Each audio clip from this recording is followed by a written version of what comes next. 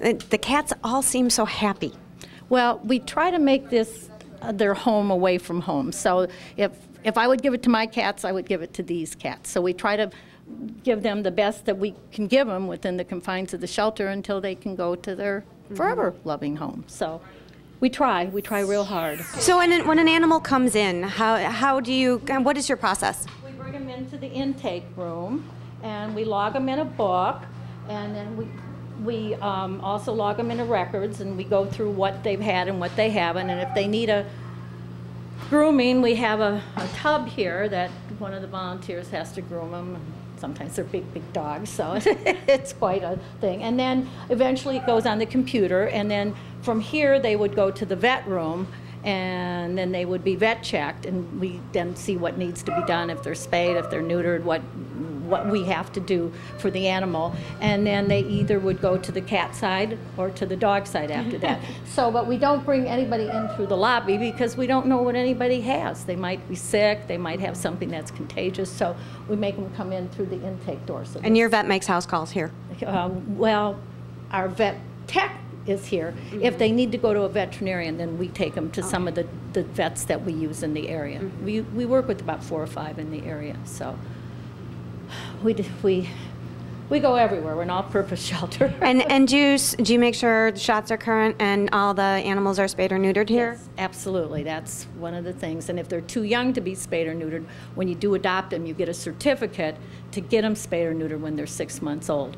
And so everybody goes out of here either spayed or neutered or with a certificate. Then we do check up to make sure that the people have gotten their animals adopted, and they're all current on all the shots that they need. They're all wormed, they're all fleed, they're all everything that you would want to have when you adopt an animal.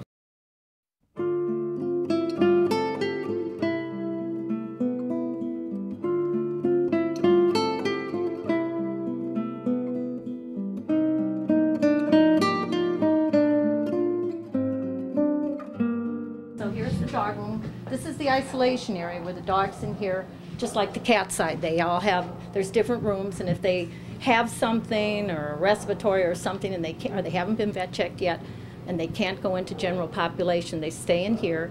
And just as in the cat side, each one of these rooms has their own ventilation system, so it vents up and out rather than down and into the shelter. Are you kind of the Arlington Heights dog whisperer? I've been called that. Basically what we try to do is just make the dogs calmer, more relaxed around people, other dogs, other animals, and make them a little more balanced so that they can go into homes and be a productive member of the family.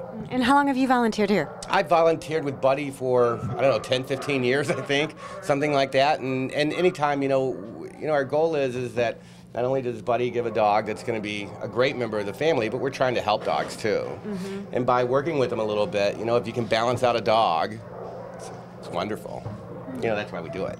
Well, thank you for joining us today. Oh, my pleasure. Thank you. What Alex has done on many occasions too is when somebody adopts a dog from us, he gives them the first lesson free, and in his training facility, so they can go over and he'll evaluate them and he'll give his first lesson free, and then they can decide if they want to pursue further classes. And he does do classes, so as I said, we couldn't survive without you, Alex. Well, thank you, and it's wonderful because we call it people training for dogs, because we're trying to train. The people are harder than the dogs most of the time, and the thing is that if the people don't know how to keep it going, then the dog reverts back.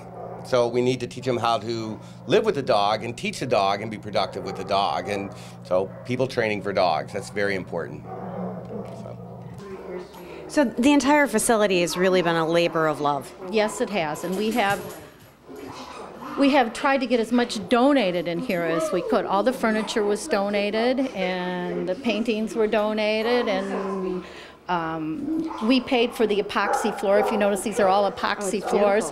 So this keeps disease out. There's like 7 layers of epoxy on here, and the union donated their time. We paid for the materials, but the union, probably that saved us about $40,000 just with that little act alone. So we've tried to do everything here. So, how did you pick the location?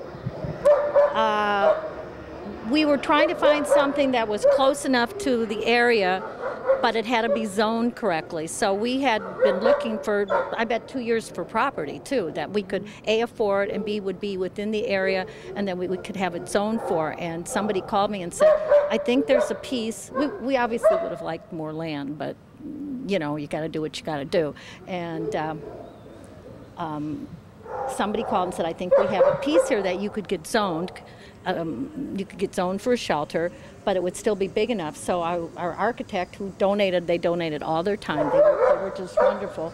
They configured the building so it would fit into the space and how we would have enough parking spaces and everything, and it was a go. So that's how they kind of found us. So yeah, we did. We looked for a real long time.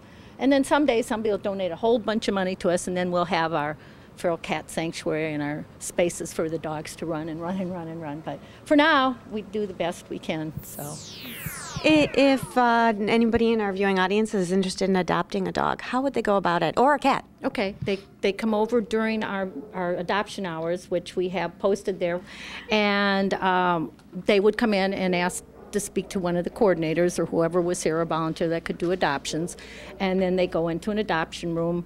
After they go look at the animals and they decide if they're interested, and then they go into an adoption room and we have them fill out a form, and there's a questionnaire on the form because we want to make sure that the person is right for the animal and the animal is right for the person. For example, if you live in a small apartment, we're not going to give you Princess. That's the world's biggest dog. I mean, it wouldn't even make sense. So you're going to have to scale back your plans. Or if you are afraid of cats, we're not going to give you a cat. I mean, or you have children, and we make the whole family come in. Mm-hmm. And if you have if you're looking for another dog, and you have a dog, we make the dog come in, mm-hmm. because we don't want anything returned. We want them to be. We do take our animals back if something happens. But it sounds like you take the match very seriously. We do, and that's what's important. We don't want them to come back. We want them to be happy, and we're sad when they leave because they left us, but we're happy that they get a home. So we're crying both ways. All the information about adoption is available on your website. And what is that web address again? That is www.thebuddyfoundation.org. That's a .org. Right, .org, not .com.